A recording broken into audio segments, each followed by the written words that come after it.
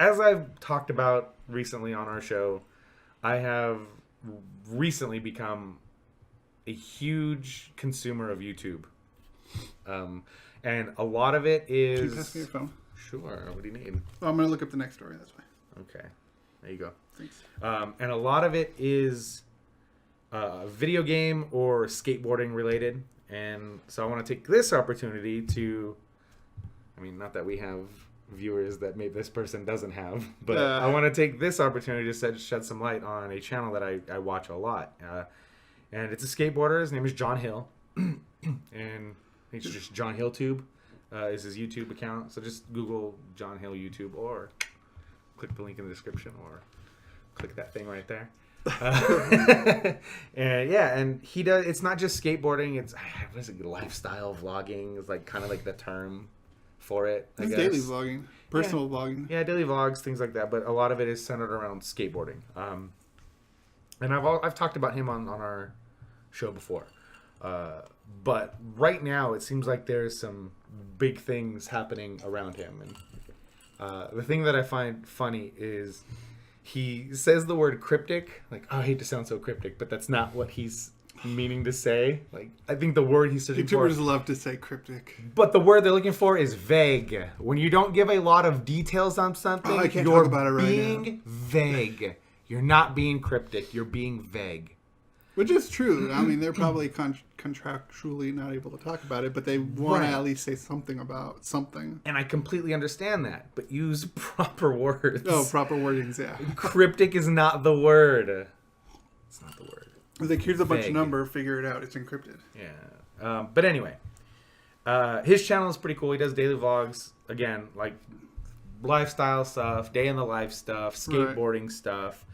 He skates for Revive Skateboards, who I've also talked about on this show and on your personal channel. We've done some Revive stuff. He's a sponsored skater by Revive, and they're coming out with a full length video in June that he has a video part in. Like, it's like 5.5 minutes long, and he's finishing up filming for that video. So a lot of the skating in his YouTube videos lately has been like just warm-up tricks, and I see a lot of people like complaining about that in the comments. It's like, oh bro, you're not progressing. Like, you talk about progress daily, but you're not progressing. It's like, yo guys, I can't show it. He's showing you his warm-up footage because the good footage is going to be in his full-length part on the Revive video. So like, from the vlogs I've seen, he mostly does, like, for now at least, he's doing like just tricks or requested tricks. Yeah. But yeah, it's a really cool channel. He's one of those guys that when I first saw him on the Braille Skateboarding channel, and it was, I don't know, maybe a couple of months into him doing vlogs on his own channel. So he seemed very, like, I don't know if shy is the word, but very introverted. And I was like, oh, I think this dude's a good skater. Oh, he's got a YouTube channel. I'm going to go check it out. And then I didn't understand or realize how Braille shot their videos before. So the videos I saw last summer and the videos that I started showing you last summer, they were all video or shot during the summertime, but like early June. And they were here for a week in Los Angeles because they're from, or not here. They were in Los Angeles for like a week because they're from the Bay Area, from San Francisco, that area. So they came down here for a week, stayed down here for a week, and shot a crap load of videos over that week. And when I finally started watching them in August, it was like the end of those videos, and not realizing that a lot of that was shot months before. So by the time I saw the Braille videos with John Hill in them, he had become more comfortable on camera. So when I clicked over to his YouTube channel to watch, I was like, man, this dude's got some fake YouTube enthusiasm coming out the butt. But then I went back, I said butt twice, but. Then I went back and watched some of his older videos, and you could see like the progression of that, of him just kind of getting more comfortable in front of the camera. That's what it takes. Yeah, that's what it takes, just time and repetition. And like, yeah, if you tune into his videos without knowing who he is, you might be turned off by the personality. But yeah. I think they're totally worth watching. Yeah, with him, if I didn't know because of what you told me, and like I went back and checked some of his older videos before too. It's like with any YouTuber, you see their first stuff, and it's just horrible. Like, Right. don't go look at my early stuff. Or go look at his early stuff. Hell, don't even look at my current stuff. No, look at my current stuff. Yeah, his motto. He reminds me of a real Roman Atwood and not the fake Roman Atwood. And nothing against Roman Atwood. I like Roman Atwood, but like, Yeah. there's I don't know. There's just something about him that's.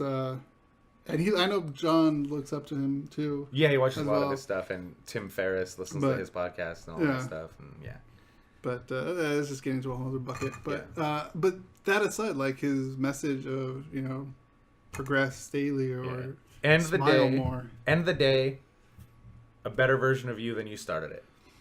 Yeah. And that doesn't mean I like his catch rather than Roman's. right, which is something I think is cool. Like I think You can't force this much. I think that's a very attainable message. Like, end of the day, better than you started it. That doesn't mean you have to go from doing nothing to curing cancer. That just means, like, if you're somebody that works out, end of the day, a little bit more physically fit than you ended it. So if you started it, if you were able to run a mile the day before and you run just over a mile today, you are better than you were when you started the day. Like it's just like little tiny things.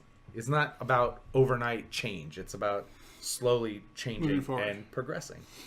Yeah, which I can tell, and he's mentioned himself too, which he listens to a lot of Tim Ferriss and also Gary Vee too. Yeah. A bunch of other entrepreneurs too. Mm-hmm. And like everything he's saying, it's true. I mean, it's not a sprint, it's a marathon. Yeah.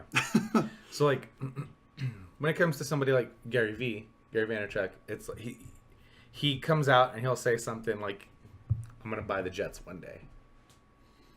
Not I'm gonna buy the Jets tomorrow. Yeah. You know? I'm gonna buy the Jets one day. So everything he's doing until the day that happens is leading up to that. It's not about the big thing. It's about all the little victories to get to the big victory. And I 100% behind that.